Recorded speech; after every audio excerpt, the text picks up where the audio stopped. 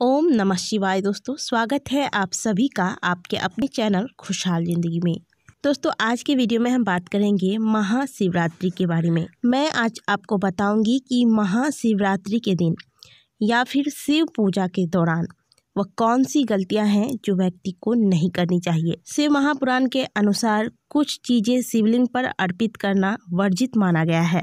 साथ ही अक्सर लोग शिव मंदिर में छोटी छोटी गलतियां करते हुए नजर आते हैं, जिसकी वजह से बहुत बड़ा दोष लग जाता है और फिर हम कहते हैं कि हम सालों से शिव आराधना कर रहे हैं, महाशिवरात्रि का व्रत रखते हैं, 16 सोमवार रखा हमने, लेकिन हमें कोई शुभ परिणाम प्राप्त नहीं हो रहा है, हमारी मनोकामनाएं पूर्ण नहीं हो रही।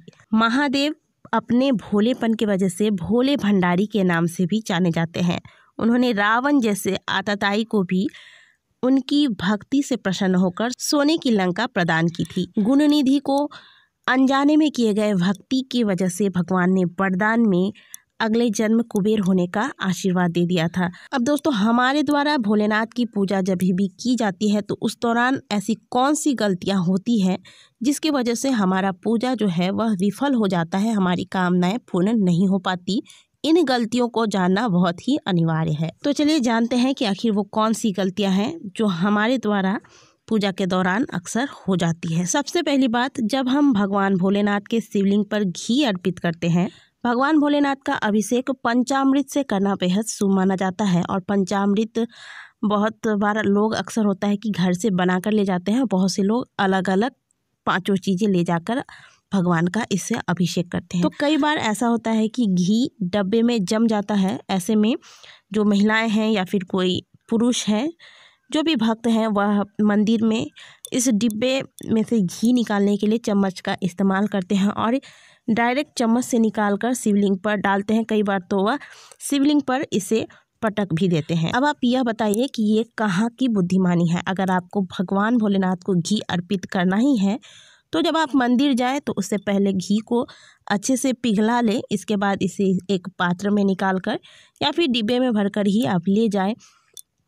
या फिर इसके बाद भी अगर घी जम जाता है तो आप मंदिर में चम्मच गर्म कर लें, थोड़ा सा पहले दिए के ऊपर रख कर। इसके बाद इससे आप घी निकालें और फिर भावपूर्वक आप इस घी को अर्पित करें। शिवलिंग पर चम्मच को ना पटके, भले आपको कोई मंत्र आए ना आए, आप मंत्र ना पढ़ें तो भी चलेगा, लेकिन आप मंत्र पढ़ते हुए अगर चम्मच पटक पटक कर भगवान भोलेनाथ के ऊपर घी चढ़ाते हैं तो इससे आपको पूजा का कोई भी फल प्राप्त नहीं होगा, बल्कि आपको दोष लगता है। तो यह एक गलती है जो अक्सर सभी लोग ऐसा नहीं करते हैं, लेकिन कुछ लोगों को हमने ऐसी गलतियां करते हुए देखा है। फिर वह कहते हैं कि पूजा का फल प्राप्त नहीं हो पाता। तो इस गलती को आप सुधार लें। घी जब आप लेकर जाते हैं तो या तो इसे घर से पिघला कर ले जाएं या फिर मंदिर दूर है तो वहाँ जाकर आप चम्मच गर्म करके फिर इस घी को निकालें या अपने आप पिघल जाएगा, फिर आप भोलेनाथ को अर्पित करें। अब दूसरा नंबर आता है शहद का। तो शहद चढ़ाने का अनगिनत फायदा शिव महापुराण में बताया गया है। शिवलिंग पर शहद चढ़ाना बहुत ही शुभ माना जाता है। खास करके महाशिवरात्रि एक ऐसा पर्व है जब भगवान भोलेनाथ के भक्त जो सामग्रियाँ पूरे साल भर वह नहीं अर्पित कर सकते, इस दिन अवश्य जुटाते हैं और भोलेनाथ को अर्पित करके उन्हें प्रसन्न करने की प्रयास करते हैं। कई बार ऐसा होता है कि कुछ भक्त शहद की शीशी खोलकर शीशी से ही शहद भगवान को अर्पित करते हैं और फिर क्या करते हैं, जब साइड में वह शीशी में जो शहद लगा रहता है उसे साइड से पोंछकर अपने हाथ को शिवलिंग पर पोंछ देते हैं। यह बहुत ही गलत तरीका है, ऐसा आपको नहीं करना है, बल्कि आप कोशिश करें कि आप डायरेक्ट शीशी से भी शहद भगवान को ना अर्पित करें। आप एक चम्मच में ले लें, इसके बाद यह शहद आप भगवान को अर्पित करें और जो बचा हुआ हो उसे शिवलिंग पर ना पोंछें। शिवलिंग मात्र एक शिवलिंग नहीं है, मात्र एक पिंडी नहीं है, यह साक्षात भगवान भोलेनाथ का ही स्वरूप है। भोलेनाथ शिवलिंग के अंदर समाहित रहते हैं, निवास करते हैं। भगवान भोलेनाथ का पूरा परिवार ही शिवलिंग में समाहित है।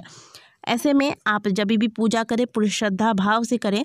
कोशिश करें कि आपके द्वारा इस तरीके की गलतियां ना हो, नहीं तो आप पाप के भागी बनते हैं, आपको पूजा का कोई फल प्राप्त नहीं हो पाता। तीसरी बात, बहुत से लोग जब शिवलिंग पर पंचामृत से अभिषेक करते हैं तो उसे रगड़ रगड़ कर साफ करते हैं, पोंछते हैं।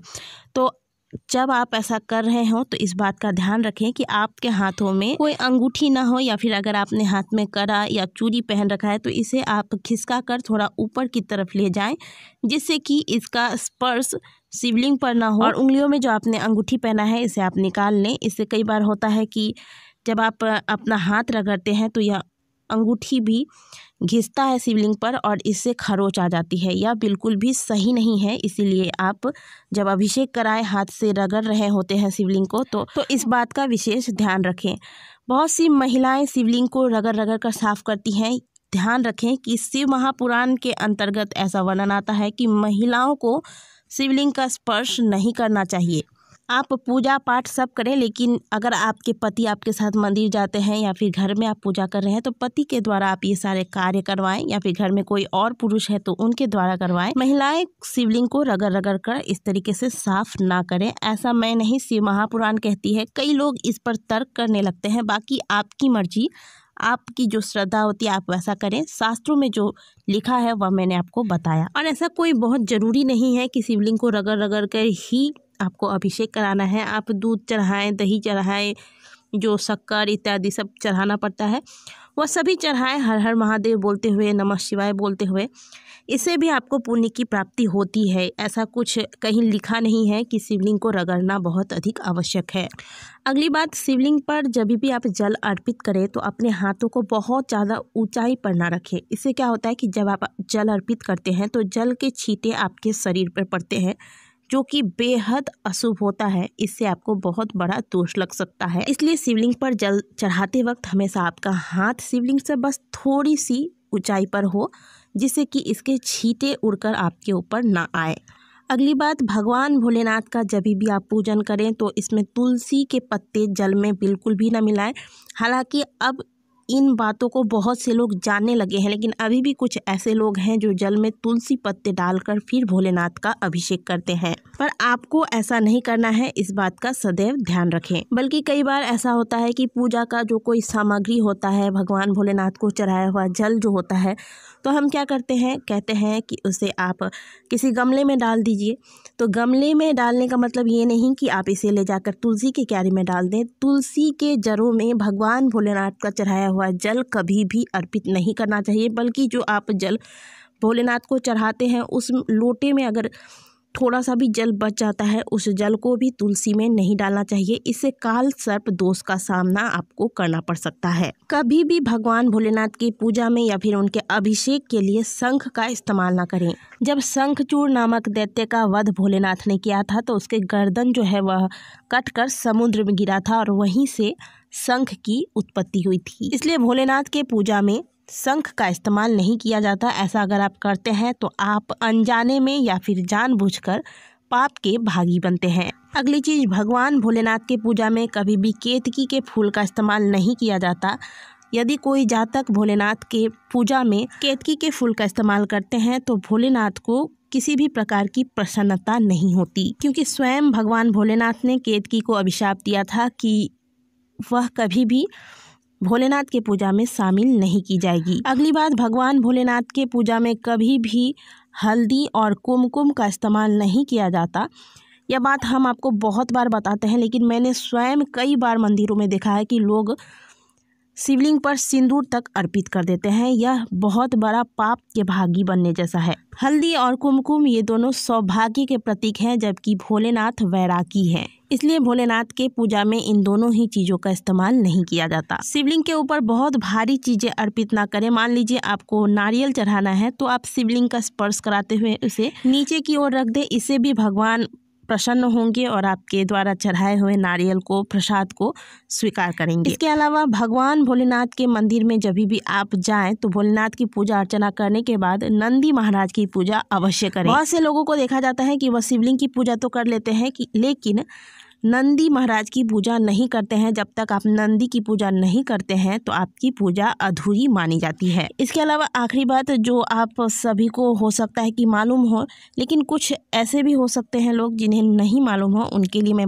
यह बात बता देती हूँ कि शिवलिंग का कभी भी आप पूरा परिक्रमा नहीं लगाएं। शिवलिंग की परिक्रमा जब भी करें तो आधी परिक्रमा ही की जाती है। तो दोस्तों, महाशिवरात्रि आने वाली है कुछ दिनों में। ऐसे में भगवान भोलेनाथ के भक्त अपने आराध्य को प्रसन्न करने के लिए लाखों जतन करेंगे। ऐसे में आपसे कोई भूल ना हो जाए, इसलिए हम यह वीडियो आपके लिए लेकर आए हैं। वीडियो अच्छी लगी हो तो वीडियो को लाइक करें, कमेंट बॉक्स में हर हर महादेव अवश्य लिखें। मिलते हैं आपसे अगले वीडियो में, तब तक के लिए ओम नमः शिवाय, हर हर महादेव।